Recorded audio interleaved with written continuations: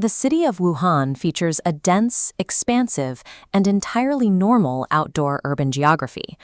But inside one specific structure, the local environment is strictly controlled. An artificial sun cycles from dawn to dusk on its own schedule, operating entirely independent of the sky outside. Thousands of miles from the actual ocean, a vast tropical beach resort operates under a synthetic atmosphere, packed with swimmers and lounge chairs. By bringing the sun, the seasons, and the landscape inside, the building attempts to replace the very reasons people traditionally step out into the city. If the weather, the natural light, and the leisure activities of a metropolis can be reliably simulated inside a single enclosure, our understanding of urban living is beginning to internalize. For decades, the traditional multi-level retail center functioned as the unquestioned anchor of commercial and social life. Acquiring goods required travel. The internet removed that physical friction. The combination of competitive online pricing and fast residential delivery meant that acquiring inventory no longer required physical effort. The immediate result was a mass abandonment of physical infrastructure. Entire corridors of Western retail spaces emptied out and decayed. E-commerce did not stop consumers from buying physical products. It successfully eliminated their motivation to travel to get them. When acquiring a product no longer requires a geographic journey, a building designed exclusively to sell those products loses its core reason to exist. Urban developers eventually recognized a new baseline reality. Running an errand is a chore, and most people prefer to avoid it. This flowchart illustrates the shift in consumer logic. The historical path was linear. You needed an item, you traveled, you bought it. Today, that transaction ends with a click from your couch. To provoke physical travel, a space must now deliver a feeling, a social meeting, or a memory. Dream Plaza was designed to meet these new expectations, replacing the traditional high-efficiency sales floor with spaces intended for discovery and play. Physical inventory can be shipped in a cardboard box, but human memories and shared social experiences are strictly tied to physical geography. A commercial structure can no longer survive by merely housing transactions. It has to actively engineer emotion to attract foot traffic.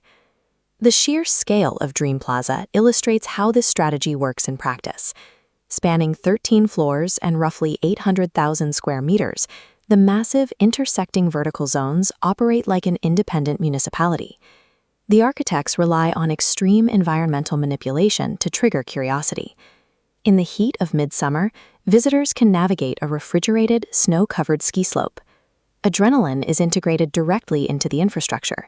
A massive roller coaster winds through the shopping levels, ensuring continuous visual and auditory stimulation.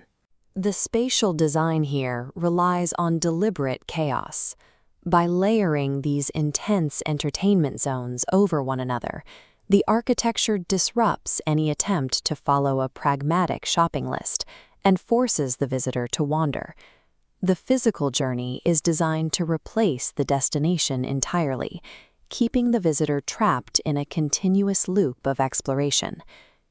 Outside on the streets of Wuhan, foot traffic follows the standard, practical rhythms of a typical daily commute.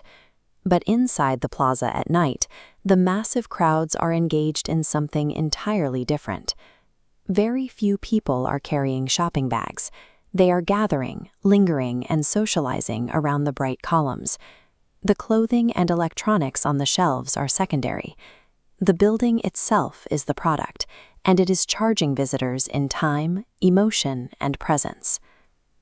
This space competes directly with the digital isolation found on the other side of a smartphone screen. The ultimate architectural challenge of the modern era is constructing a physical environment compelling enough to outcompete the screen in our pockets. Here, the walls are built to replace the outdoors entirely, offering a self-contained, heavily engineered reality. The illusion relies on one central mechanical feature hovering over the main atrium, the artificial sky. The ceiling runs on a programmed sequence, actively simulating the precise light spectrums of dawn, midday glare, warm sunsets, and night. Traditional enclosed megaspaces have generally taken the opposite approach. Las Vegas casinos, for instance, are famous for their sensory deprivation. They remove clocks, block out windows, and pump in static, endless twilight to induce disorientation, hoping you lose track of time and stay at the tables. Dream Plaza flips that psychology. By mirroring the sun's natural arc, the building actively regulates human circadian rhythms, making the passage of time inside feel healthy and deeply comfortable. By catering to biology rather than fighting it, the structure actively attempts to make its climate-controlled interior feel more hospitable and far more natural than the actual streets outside. This architecture targets a rival far larger than the local shopping mall. It acts as a physical weapon in the attention economy, competing against the frictionless convenience of the digital world. The actual competitors are endless streaming algorithms, the infinite scroll of social media, and one-click delivery networks bringing anything you want directly to your couch. When digital saturation keeps us entirely locked into our screens, staying isolated indoors is the default human condition. So the economic hurdle is clear. Why would anyone spend an hour on a subway or fight traffic if their primary desires are met instantly in their living room? Dream Plaza counters this by leaning into hyper-physicality.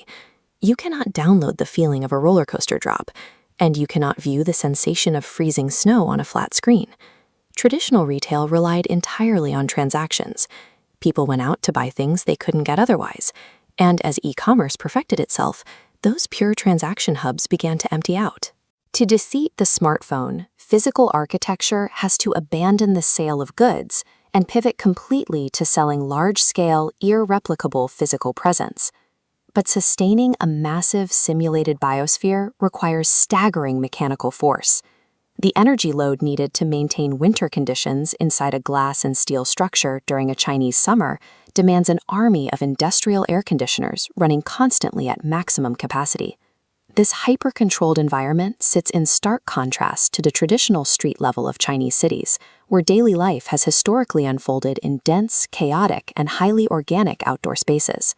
If urban populations begin migrating their daily lives into perfect, enclosed supercomplexes, it raises serious questions about where genuine community will form. Enclosing the functions of a city within a single corporate entity turns civic infrastructure into a curated consumer product, threatening the traditional definition of urban life. This points towards an entirely new architectural category, one best described as experience infrastructure. It defies standard urban zoning labels. You can't accurately map this as a shopping mall, a public park, or a residential block. This diagram outlines its operational logic, an environment engineered to capture continuous hours of human habitation. By capturing your time so effectively, the space monetizes physical presence as a premium commodity, independent of whether you purchase a single item. The logical endpoint of experience infrastructure is to seamlessly encompass every waking hour of a citizen's routine within walls owned and controlled by private capital. Whether Dream Plaza proves to be a profitable long-term template remains to be seen. It is a massive financial gamble that could still fail. But its construction proves an underlying psychological reality. Total digital saturation has not erased the human appetite for tangible experiences. Paradoxically, the deeper we sink into flat, screen-based living, the higher the premium we place on visceral, physical weight. The developers of tomorrow will likely focus less on constructing centers of commerce and more on engineering massive gathering engines to draw us out of our living rooms. But as these simulated environments become perfected to our exact biological preferences, we have to ask ourselves, will we ultimately consider this artificial comfort to be life? And will we ever feel the need to step outside again?